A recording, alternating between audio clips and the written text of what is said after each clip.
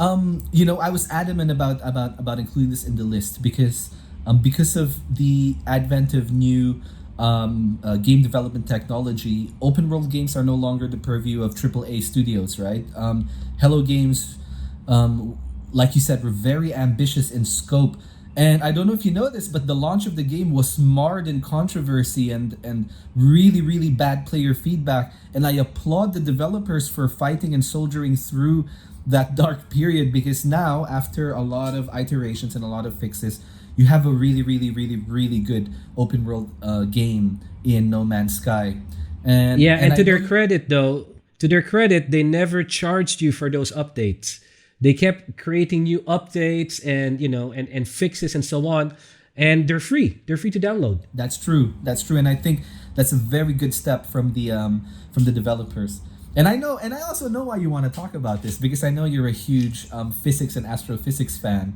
But the scale of this game is incredible simply because of procedural generation, right? And procedural generation is a very economical way of world building, of creating open world games, because all you need are a bunch of assets and a bunch of algorithms, and a program will do that for you, put together a seemingly infinite number of worlds, so you don't actually need to manually create worlds.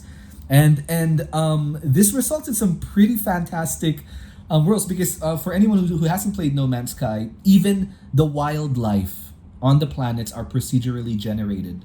So you'll have really strange looking creatures and animals sometimes that are completely ridiculous, but it still falls. It still feels like it's within the tone of the game. Really lovely game. I think it did a lot for independent game developers.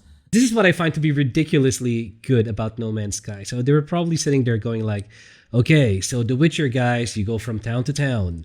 Grand Theft Auto, you go to city. Fallout, you might even go from one state to another.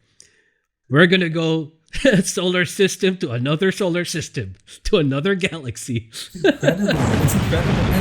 And I mean, I'm not sure about the specifics of it, but the scales are real. Like, the sizes of the planets are massive.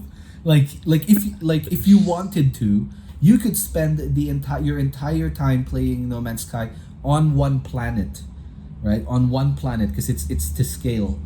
Now, No Man's Sky has ridiculous amounts of solar systems. I mean, the scale is just mind-boggling.